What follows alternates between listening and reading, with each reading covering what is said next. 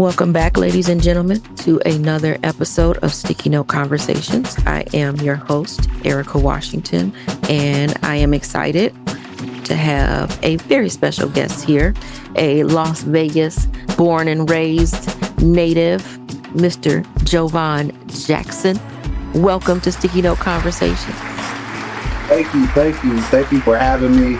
It is an honor to be on the show. Make It Work has definitely been evident in the community. It to me is it's a household name, especially in the community organizing world. If you're into politics in Nevada, you definitely know Make It Work. So it's definitely an honor to be on this show. Oh, yay. Well, thank you. You know, sometimes it's really funny. You don't know who knows who you are, or the organization itself. And so it's always fun when I go out and someone say, I've heard of you. And then I'm like, how? Even though there's a lot of different ways and reasons that they could, it still feels like, well, how do you know who I am? And how do you know about our work?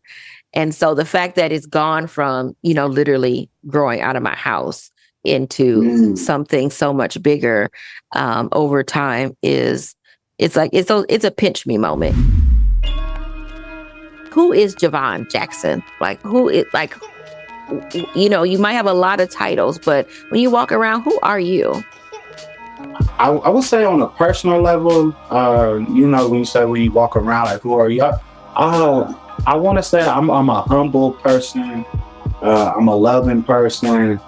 I'm a person that cares about others. I'm a person that cares about strangers. I care about people that don't look like me, have different lived experiences. I want to say that I'm a very warm person, but background-wise, I do have a background in mental health. I provided mental health and social services for 11 years. And I want to say Jovan is a person that understands, personal experiences. And I apply that to politics, to my work, to my day-by-day life, to understand that these experiences can really make an impact on others sharing these experiences. So I'm very open about who I am and the mistakes that I had. And that's because, I want to be a testimony to others, and I want people to learn from my mistakes and also be inspired by my mistakes. And if they have made a similar mistake, that they know that, it's not the end result. There's always an opportunity for change. So if I would have to say, that's who I am, I hope I'm an inspiration to folks, and I hope I'm just a good person when you're around. So tell me a little bit about growing up in Nevada and growing up in Las Vegas. I think people are always curious about growing up in Las Vegas. And I didn't grow up, in Las Vegas. I didn't come to Las Vegas until I was 28. So, so I didn't go to school there at all or anything like that. But, obviously my kids did. And actually, my middle daughter, you all went to the same high school, I just realized. Okay. So, yeah, y'all are both DP graduates. Yeah. But what was it like, growing up in Las Vegas? I'm assuming this is like the 90s. 90s. So I was born in 1992. You were born in 92? Oh, you are younger than I thought you were. Dang. Yeah, I'm a 90s baby. For real 90s baby. Okay. Yeah, 90, all right. They say 90 kids. So I was born in 1992 at Valley Hospital. My first home was on Diana Drive, so that's right by the old Stop and Shop by like the outdoor swap meet. So that is Assembly District 6, the district that I'm representing now. That was my childhood home. It was that area. I want to say in the 90s, it was tough in the 90s in that area because there was drugs, there was gang banging, there was a lot of over policing in that area. So that was a big influence from the time I want to say about 1 to about 8 years old. Those factors definitely influenced my upbringing. And, my brother was stabbed, and he nearly died. And my parents, they was just like, we can't continue to, live in this, type of environment. Lucky I was blessed enough to have the parents to move. And we moved to the suburbs on the east side on Hollywood. And that was, it was such a difference to go from inner city to suburbs. And, I was able to have a childhood in the suburbs, because there was still desert and you could wander, you could ride your bike. It was always hot. That has not changed. It has always been hot. Good memories from my childhood, definitely Wet and Wild when it was on the strip. That was a big part of growing up. Did you go to the strip a lot as a kid? As a teenager, yeah, you know how you want to be grown teenager, so like 15, 16, you walk on the strip and you literally, that's all you can do, just walk the strip. You can't go in nowhere. Yeah, so by the time I was grown, I was burnt out on walking the strip. You definitely visit the strip as a kid. I want to say downtown wasn't really a thing growing up. Downtown was like really just where older folks went or homeless. It wasn't until I want to say about 2012, 2010, that area started to become like a hipster area. So like to see that kind of transform to what it is kind of opening and just seeing the valley grow. Well, I think that was gentrification because, that was Zappos that came in and Tony Shea, and he invested all of that money downtown because I think that's when I moved downtown was right around, I want to say it was 2011, 2012 is when I moved downtown and stayed, thereafter. But that's what was going on. It was just it was exactly hipsters walking around with their hipster beer and their hipster hair and their coffee. Yes. And their coffee. We had all kind of coffees. Yeah. But growing up here, I want to say I went to a majority high school. And so I didn't really understand that, Black folks were minorities. Even coming from I come from a very diverse family. My mother's Italian, my dad's Black.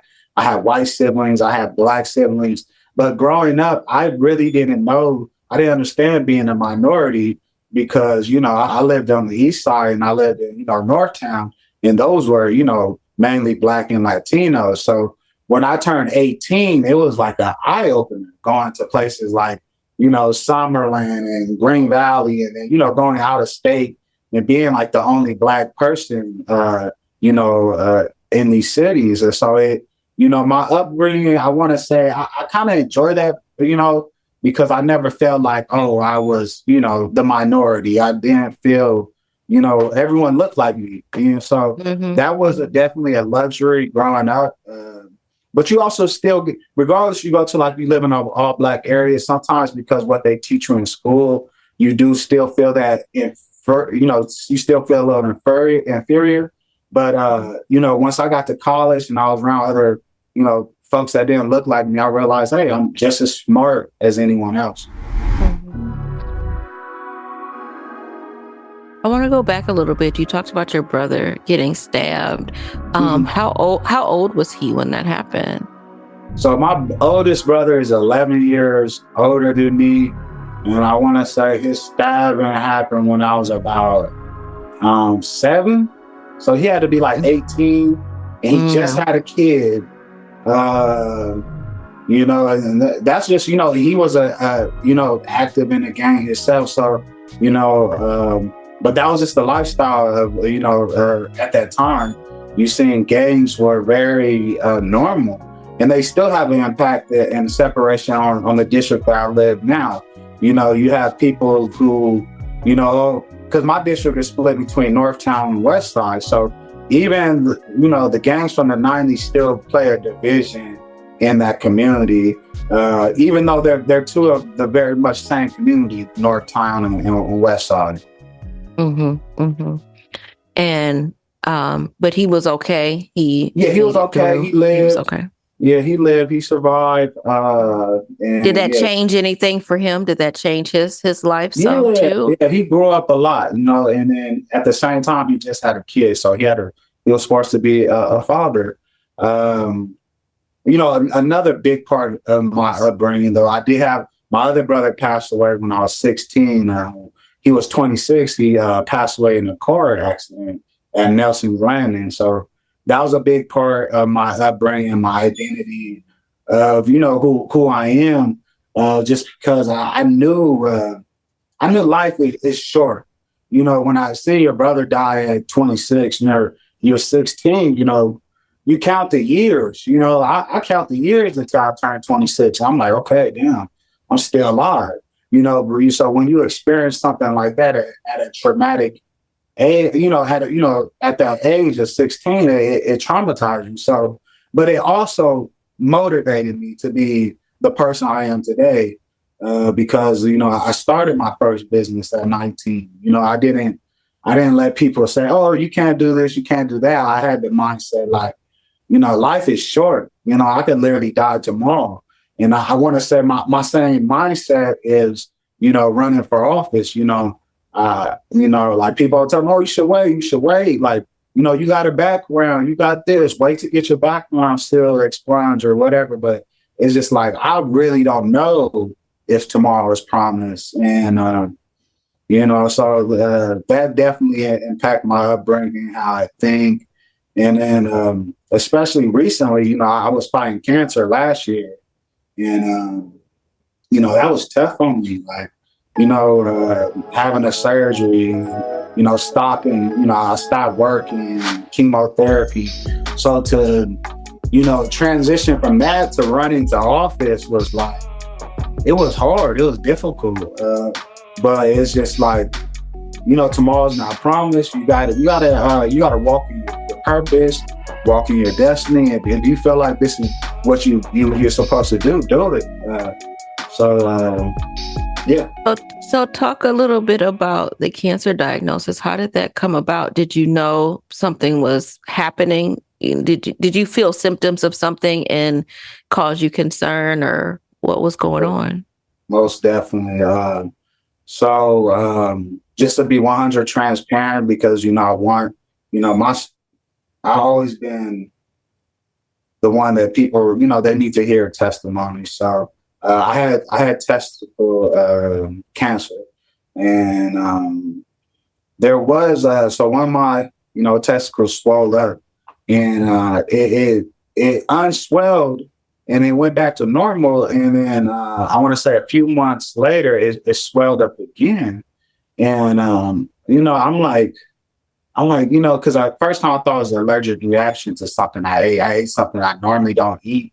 It was, what's that? Sea moss. I had sea moss. And, and that happened. So I was like, oh, so you was blaming it on something healthy. Yeah.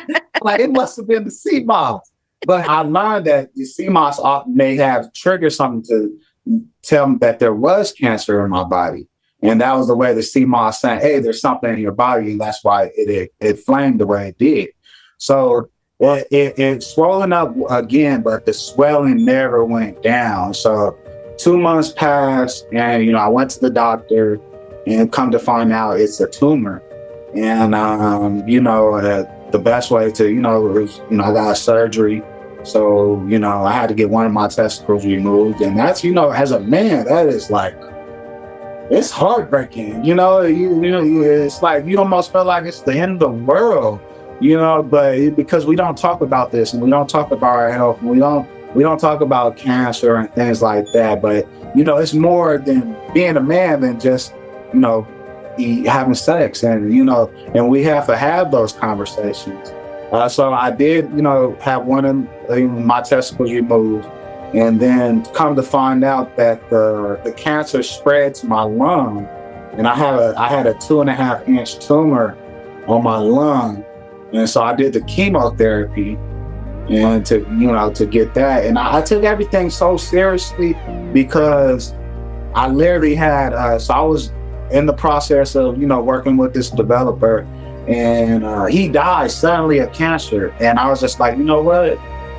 can't take a chance with my health. So I stopped working. I still stay engaged with politics, but did the surgery, did the chemotherapy, and I was able to recover. So in February, I was notified that the tumor on my lung was down to set like 7 millimeters. And that's when I decided. I said, if I get good news in February, I'm going to run for office. If the doctors say, hey, you need more chemotherapy, then I'm not going to run. But I got the news that I needed, and I ended up running for office this year. Well, let me ask you, you said that your testicle was swollen for like 2 months before you went to the doctor. What made you wait so long? I want to say, so I would say I waited for so long because one, it happened to me before, and the swelling, it went down. And so I was just anticipating that in my head, like, okay, last time, like after a week, it went down. And then, so that's what I was expecting that was going to happen in my head. And then, as a man, I think it's a sensitive, thing to like, okay, like, do I take care of this? And then it's also I don't want to say taboo, but it's like, oh, is this a STD? Is it this? Is it that? So you were so afraid of finding out what it was that you waited. No, I wasn't afraid. It's just like, I just assumed that it would go away. That it wasn't. I didn't think it was cancer, and I just didn't know what it was. You on Google and you just it give you 100 answers, and then by the time that I was able to book an appointment, those things take. Sometimes your primary care doctor is like 2-3 weeks out. So definitely that was also another boundary. So yeah, that's what took me a while. And I still want to, like, even though I know 2 months sound like a long time, I know it's a lot of men that just ignoring it altogether. So, like, I could have acted quicker on it, but I also salute myself for being responsible and going to the doctor and taking those steps. And, so. Well, and I'm glad you did. And I'm glad you're here. Like, I'm glad that you did take it seriously. And, and even when they gave you your diagnosis, that you were able to say, okay, now I'm going to do something about it and be proactive with it, because I think that's also really important. Sometimes people still get diagnosis and they still they sort of freeze up in a way. And so I think that does make you quite an example, and especially at your young age, because also people don't think about cancers, with folks who are, in their 20s and early 30s. That's not when people are, doctors usually aren't even looking for those things. So right. I think that's really important. So I want to talk a little bit about the work you've done around mental health. You said you spent like 11 years working in the mental health industry. What were you doing, and what made you go into that space? Okay. So my first job was in rehabilitative services. I got that right at the age of 18. I never knew anything about mental health services growing up.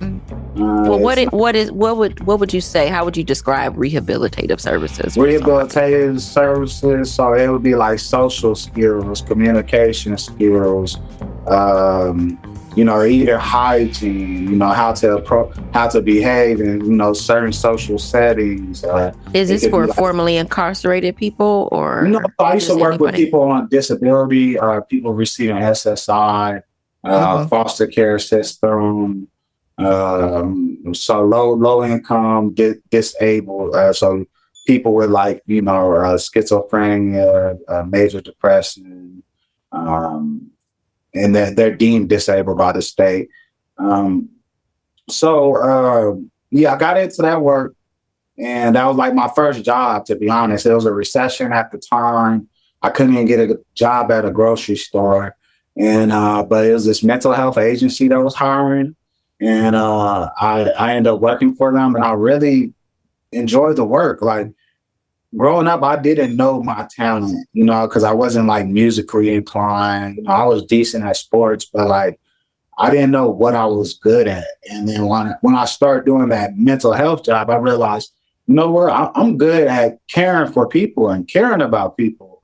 Like, and that was a big part of the job, is like genuinely caring for folks. So it really grew up on me.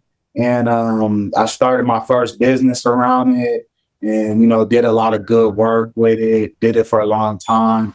Um, and it was a big part of my identity, and it still is. I still do the advocacy, but we did all type of services: crisis interventions, group therapy, drug counseling. I ran a housing program for the homeless during the pandemic. That was very exhausting and tired, because housing chronically homeless folks it looks different than just regular housing, because they still live like homeless people. So that was a learning, definitely a learning experience for me, and like how housing may look like for different populations.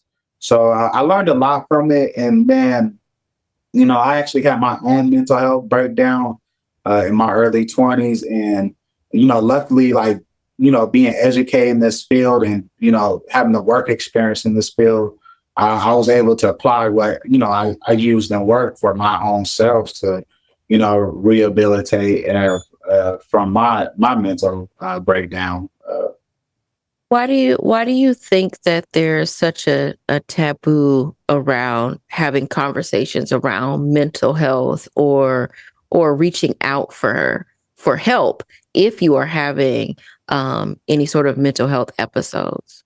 Why do you think it's so difficult? I will say because it's still a new thing. It's a newer thing because a lot of the studies and ethics that we have now are really just being created from the 70s. And like, so like psychology itself is, on a healthcare level, it's one of the newer things. It's like we're learning about neurotransmitters, we're learning about dopamine and serotonin, like just a little while ago, when somebody was psychotic, they have a demon or they're possessed instead of them being mentally unbalanced. So I want to say people have started to recognize there's a science to it. And, it's just like any other disease in the body, but this disease impacts the mind. And even though that you don't see it, it is a disease. So I think there's been more research and more data provided. And then, at a certain point, this generation has shifted to be more vulnerable. Because I think back in the day, I think it was easy for you to get a job, and then from that job you could get a house, get a car, get a good degree. It was easy. All you needed was one job, and you was living good. This generation is different. I get one job, and I can't even afford to pay rent. And so it's just like it's like that creates mental health issues. That creates anxiety. So I think this generation, we have faced a lot of even from 9/11, like we have faced a lot of things that were traumatizing, and it's hard for us to deny that. There is mental health issues, and then that also helps with social media, internet, and all these things where now people have outlets to be vulnerable and share their stories. And so definitely the internet, and I just want to say this generation more open about speaking about it. Mm-hmm, mm-hmm. And so, what do you think you learned the most in that work, working with folks that were grappling with their basic needs? What I learned the most is that you don't need much to be happy. You just need your mind. So I think that's what I learned the most, because them folks have the bare minimum. and they're good, when they're stable and they're happy. But as soon as, they start to lose their mental, that's when they don't have peace. So I'll just will say that. Mm-hmm. I mean, I think that it's as small of a statement as that is. I think that's also just really profound, because I always think that you need so much in order Right. to be happy. And we keep chasing happiness a lot of times, and it's hard to find. I want to talk a little bit about your experience with incarceration and how that came about and what that path was. What happened and how much time did you serve, and what got you down that path? Right. So I was like young, successful. Think I How was old were you? I was 22. I was a business owner. I had a house in Henderson. I had a Mercedes. I donated to my church every month. Like I was, on my high horse, and I was young, and I stopped doing the things that made me successful. I always blame, not blame, I always give, acknowledge that my faith is what made me successful. And I lost sight of that. And just being young and you think nothing could stop you. So, drinking, smoking, popping pills. And then, I finally did the one drug that, changed me immediately. And I lost my mind. And, I wasn't educated on this. I just seen it as another thing that I could overcome. Because I did feel like that I just had everything figured out. And what drug was it? So it was methamphetamines. Yeah. So it changed me like immediately. And I went from being super depressed to being psychotic to being delusional to talking to the sky to everyone's plotting against me and I'm paranoid. I went through all these stages of, it was just psychotic. And, people say like it literally all it takes is one time for you could change completely. Like you won't be the same person. And then, so I went through all these stages, and then I finally went to a point where I thought my mind was fried because I couldn't speak, I couldn't talk. Like you would talk to me and I would just be blank and I would just stare at you. And I remember the person I was, but it was just so crazy that I couldn't even, it was almost like I had a stroke or something. Mm-hmm. And were you able to, in those times, like you knew you couldn't talk, did you feel like did you feel trapped like inside of your body? I'm always curious about what that feels like to know if you're actually like conscious of like what's happening or if you're just sort of in a daze. I think you said it very well. You feel trapped in your mind because you're looking out, and then like you're also looking back in at yourself. Like you're not gonna respond. You're not gonna. So you almost feel like you're trapped within your mind because like a part of you is dying to say something, but when you try to say it doesn't come out. It's like something's not. It's not clicking, and it's just like so you feel trapped in your body, in your mind. That's exactly how it feels. And even though like you see these like when those people to be talking to the sky and you be tripping down off downtown and all that, like them real people with family and like their mamas and daddies and stuff. Like they was kids at one point, like, and they remember that. And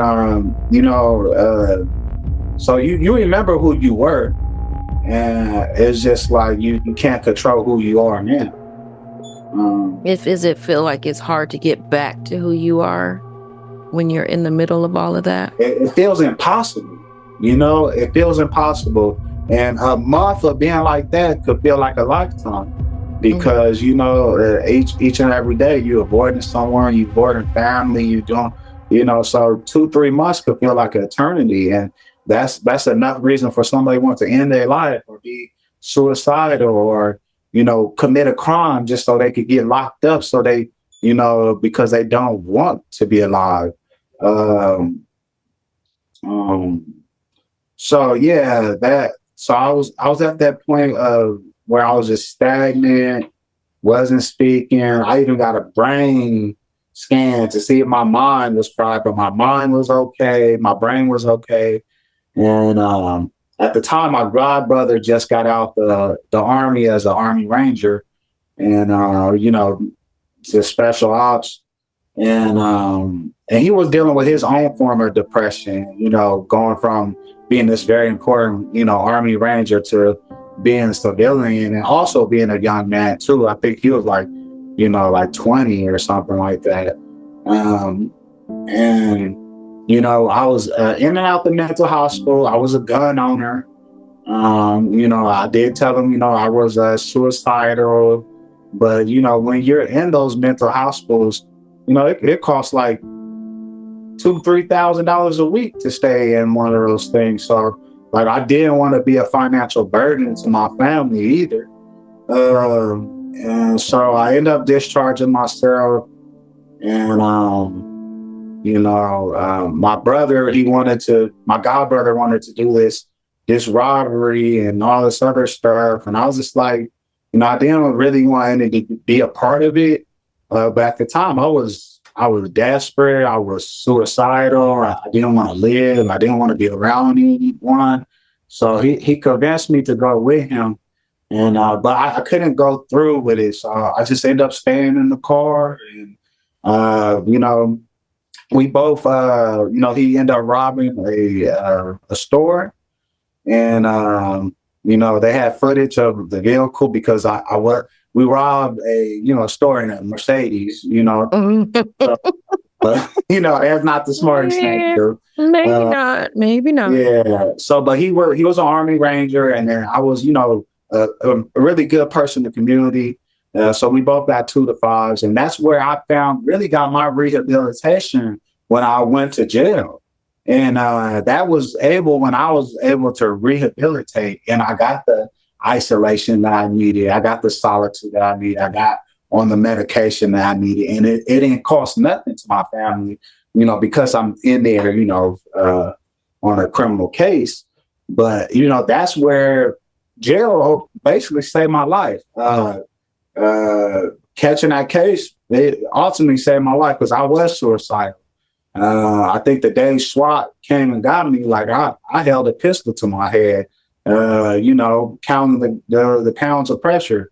So, it did save my life, but I just, I don't want, that shouldn't have to be, someone's story, like it should be a place where people could get that help and not feel like, for free, to prevent these tragedies, to prevent somebody committing a crime, to to prevent a shooting. But I did find rehabilitation with my incarceration. So, and I think I understand, sometimes, we have to find our rock bottoms, and you found your rock bottom, and then you found some salvation with going to prison. But in that moment when after SWAT came to get you and, you were charged and then ultimately convicted, was anything going through your mind at that time, or were you still feeling like you were in sort of a daze, or were you scared or to go in? I didn't care for my life, so I wasn't scared at all when SWAT came, no. And I wasn't coherent, during the time where, police, all that came. I didn't become more coherent until I was, in a cell for about 90 days and on medication. And then that brought me to where I was coherent. And who I, had a little better understanding of reality and everything else. And I was speaking again, and I was, I wasn't talking as much, but I was socializing, so, no, I wasn't, I wasn't afraid or anything. If anything, like I felt, like someone rescued me. How did it affect your family? It was tough. The first thing that pops in my mind when you ask that question is, I see my father, I'm in the orange jumpsuit and my handcuff in the courtroom, and, the correctional officers, they take you out. And I just remember, like, looking at my father, and he was like, my father is my superhero, but just looking out, he looked so old and so, so weak and so powerless. And he just like, he knew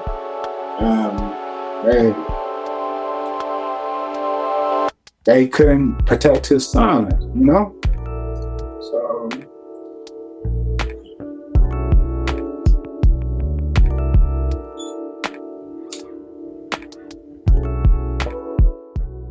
we talk a lot about incarceration and how it affects the individual,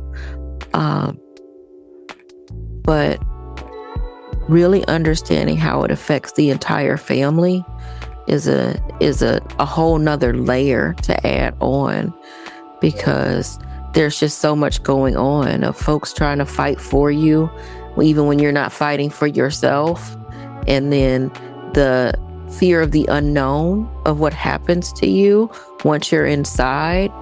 I can't even imagine what your parents were maybe even thinking about of what was going to happen to you inside, not knowing that it would change your life and be what you needed in that moment. Have you talked to them about it after you came home? Do y'all talk about this at all? No, we don't talk about it much. I know when I came home after prison, I was still on parole, and I was staying at the halfway house. And like you said, you mentioned, rock bottom. That halfway house is on like 4th near downtown. So you see a lot of homeless folks. You live in a halfway house.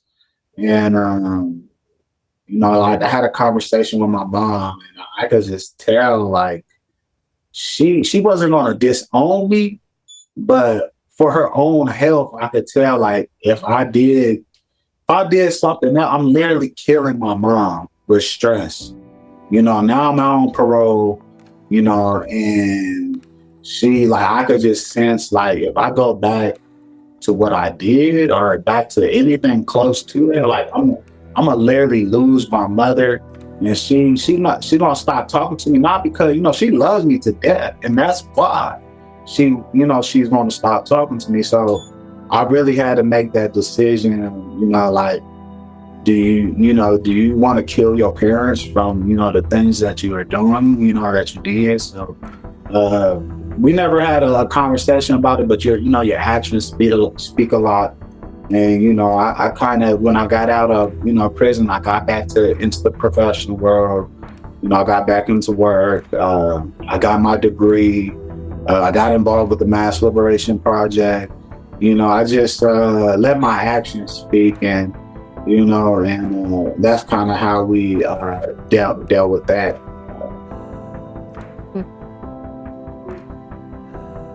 And I really appreciate you sharing this, because I think the same way we don't talk enough about mental health, we also don't talk enough about how prison affects you and your family. Like, it's a long journey. It's a long journey back. It isn't just you came home and bam, everything is, normal. Right. Or, you just fall into place. It takes time to reacclimate yourself into society. I want to ask you a little bit about that journey, and specifically in prison. What was that experience like for you? I know you say that it it helped, it saved your life. Was there something in particular inside that did that for you, or was it just the time alone and away from the drugs? Because you could have gotten drugs in prison too. Like you could have definitely get high in prison. Right. So it was a combination of the solitude, the isolation. It was that, but I was fortunate enough to, after I was done with my jail sentence and I did my solitude and high desert, I was eligible to go to a work camp, and I think that was instrumental because the work camp made me feel productive again. Often in this society, we're judged about the work that we could produce. So, being at a working camp with the Nevada Division of Forestry, it really helped me find purpose again. It made me feel part of the community because we literally worked in the community. We worked on ranches, we worked in cities.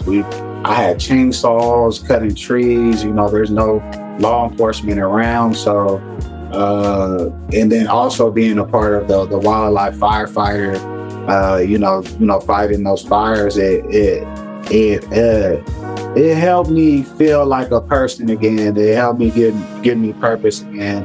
They didn't, and it wasn't for the pay. I didn't do it for the pay. I did it to, try to help.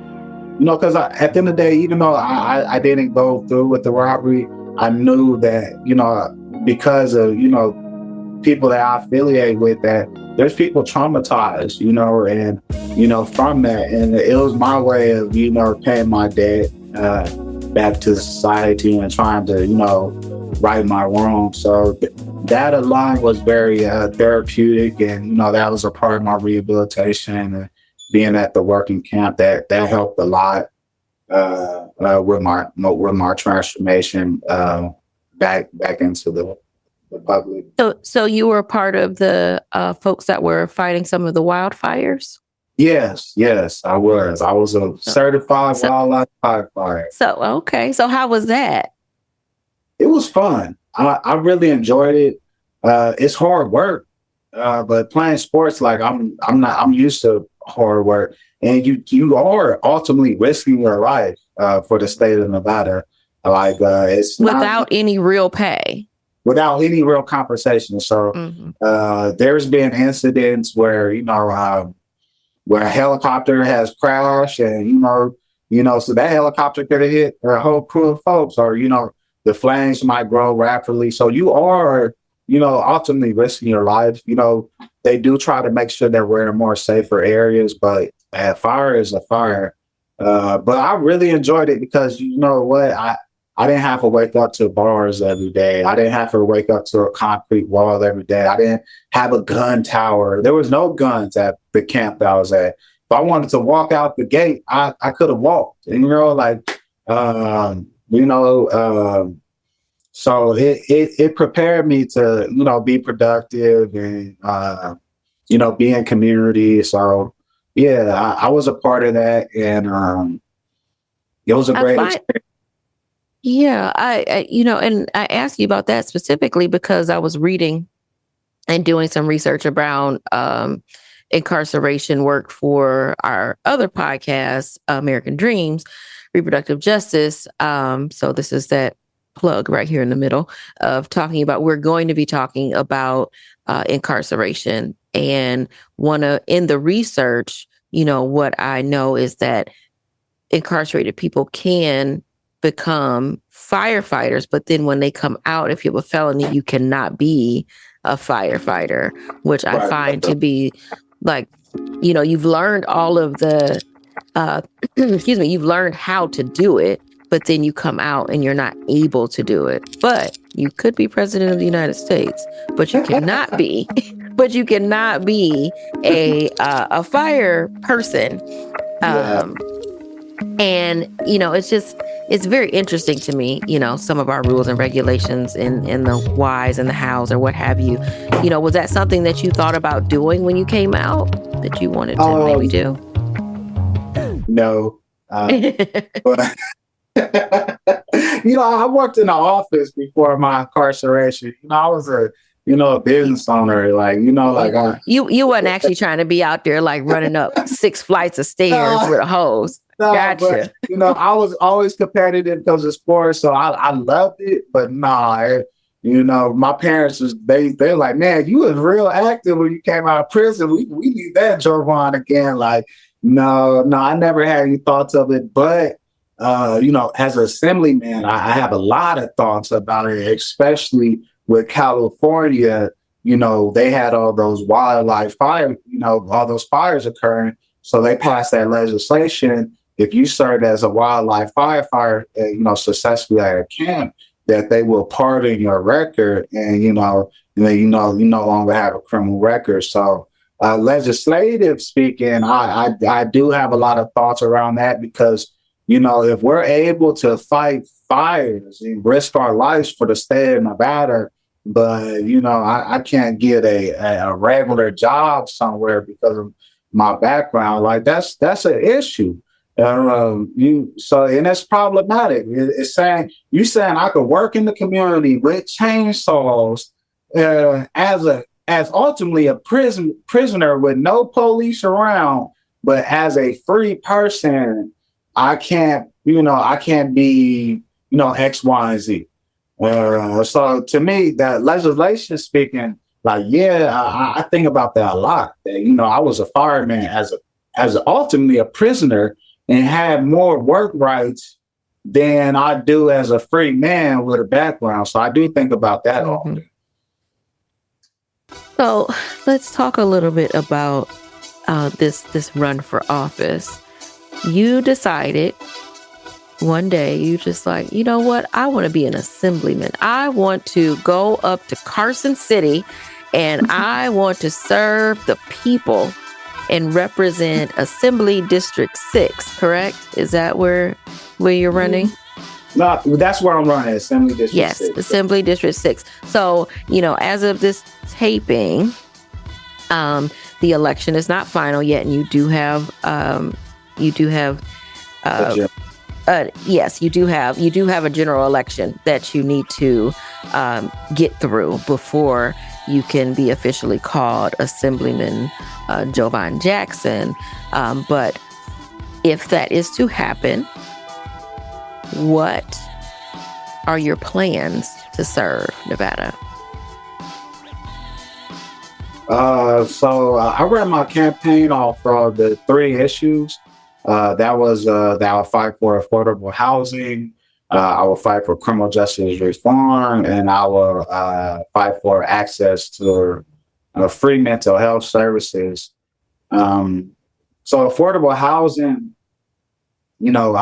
any means possible, to get affordable housing, whether that's a rezoning thing, whether that's expanding housing assistance. I think right now they're building a housing authority development, not just for lower class, but actually, working class folks too. So there's a lot of solutions around affordable housing. And I really just want to get wherever's going to, push through. And then also, tenant rights are important too. I say criminal justice reform is also big on, especially with me being the first formerly incarcerated person being elected in a primary election. That's definitely, I think, something that's going to be highlighted on, what I'm going to carry. And, you got to have angles of how you do things. And, I want to make sure that, I introduce great legislation, but I also want to make sure that this legislation is passable. So for criminal justice reform, I'm either going to try to do what Michigan did with the Clean Slate Act.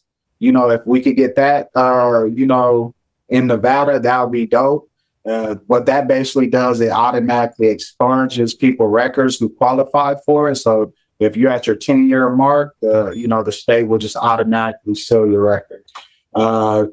Another thing I'm looking at is the California, where the wildlife firefighters, mind you have to be a non-violent offender to be a wildlife firefighter. They had that legislation where firefighters records were pardoned. So either looking at something like that, or if you're arrested for something and you're found not guilty, those things stay on your arrest record. So I would say that, if you weren't guilty of any crime, but those things should come off your record automatically. If you're arrested for 10 things and you are only guilty of one, those other 9 things should come off your record. So that's what on a criminal justice level that I want to do. But as you know, legislation is what's going to get passed. And, so I'm going to work with, the community and see what organizations to get behind that. And then, the thing around mental health, I really want to provide more spaces where people get free mental health care, especially if they're homicidal and suicidal, and that comes from, my personal experiences, since we talked about it. And then also just in general, we had the mass shooting at Mandalay Bay. We had the shooting at UNLV. There's people out there that probably need help, and, and there's nowhere for them to go. So I'd rather have a place for someone to go to get free mental health than to be having people locked up on, burglaries, robberies, or whatever. You set fire. There's people just wanting help and they don't know how to get help. And the criminal justice system is what it becomes that solution. So definitely want to fight for something around free mental health care. I think those are all really important things that the community needs. Do you feel nervous as you're approaching the general election? Do you feel how are you feeling? So it's been an emotional roller coaster. I have been attacked. Running for office, you're in the public eye. Even when I ran for councilman last time, I was called N-words, and you putting your family in the public eye, and you're putting yourself in the public eye. And so people email you, people text you mean, nasty things. People, may threaten you. There's people that out there that hate you, absolutely hate you. So then why do it again? You said, why do it again? Mm-hmm. Because, love conquers all. Love is supposed to triumph all, and I do it for the people that I love. And I know, love, hate can't exist without love. Love can't exist without hate, but you do the things for the people that you love, regardless of who hates you. The two is always going to exist. So I just make sure I do it for the people that I love. There is. I don't say I get nervous, but I'm expected the worst, and I have this mindset, maybe it's because I am formerly incarcerated, but if it can't lock me up, if it can't, send me to jail, if it can't send me to prison, I don't care, because the people gonna say this, they gonna say that, prove it in the court of law, and so I don't get nervous about things. And then at the end of the day, like if it's my time to go, it's my time. But I'm also going to be smart about how I move and, who's around me and, what I'm doing. So it's just a matter of, not being nervous and not being scared, but being prepared for the worst and recognizing the worst and recognize people hate you and recognize people are watching you. You're running for public office. So I'm not nervous or scared, just prepared for the worst. And I know these things exist. I think being a Black man alone prepares you for this type of position, because as a young Black man, you already target. You target from the day that you're born, from the time you turn 18. They say you're going to be in jail or dead by 25. It's like you already targeted. So it's like, to me, I already survived so much. So all the political stuff and the whatever type of, you got the people out here, magma and whatever, just just radical people, or just, not nice people. I'm prepared for all that, and I've been through enough. And so, no, I'm not nervous. So I want to ask you, I ask everybody, what does democracy mean to you? And how do you define it? And then also, do you think we have it? So democracy is supposed to be for the people, represent the people. And do we have it? I say we're working towards it, because we still got a lot of first things. We just recently, we got, the first state senator that's a Black woman. Like, these are achievements that just recently happened in the past like 10 years. So we have a lot of things that's, we're catching up, but the true representation of the people is not necessarily there yet. And I think that we have got to a point where, okay, now we have more races represented, we have more women represented in office, and now we need also different classes of people, represent these spaces. We need folks with disabilities representing these spaces. So to me, representation goes beyond just the physical experience. I mean, the physical, appearance, but also the lived experience of that person. So I would say that we are, democracy is supposed to be for the people. We are moving towards that. And that's one thing I do love about the Democratic Party, because it is representation in that party. You could see a Black person, you could see a white person, you could see a Latino, you could see a woman, you could see someone that's bisexual, and they're in positions of leadership. They're in position of organizing.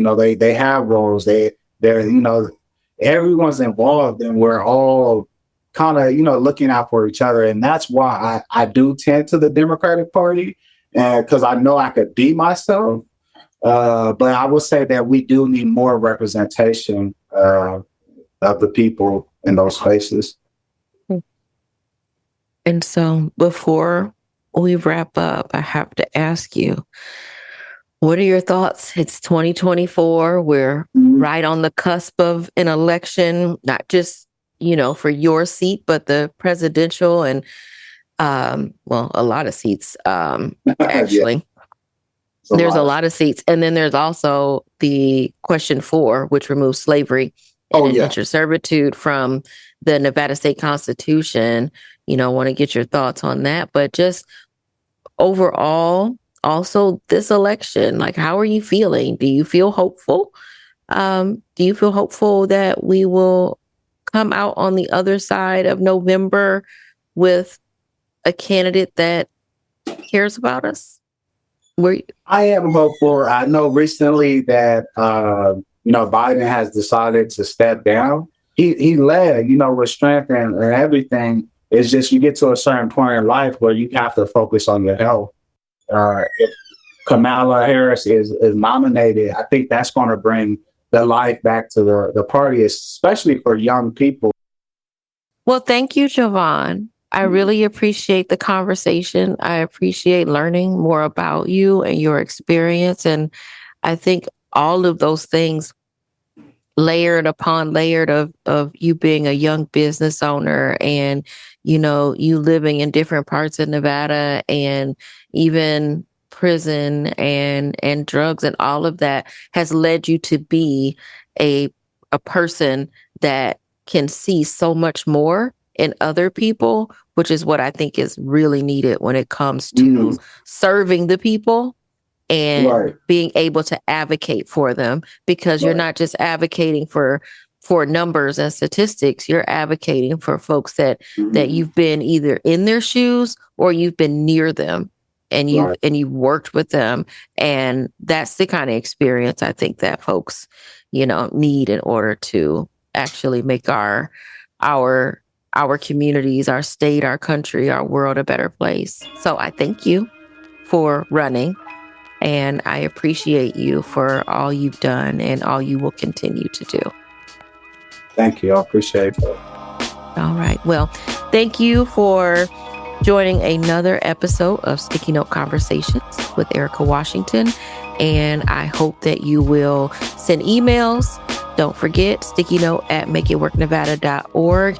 Let us know what you thought of this conversation, who else should be on the podcast, and I will see you next time. Thanks for listening to Sticky Note Conversations with Erika Washington. Hosted and executively produced by Erika Washington, with music, mixing, and editing by Black Gypsy LLC. Special thanks to KUNV 91.5 in Las Vegas. This show is powered by Make It Work Nevada, a project of Tides Advocacy.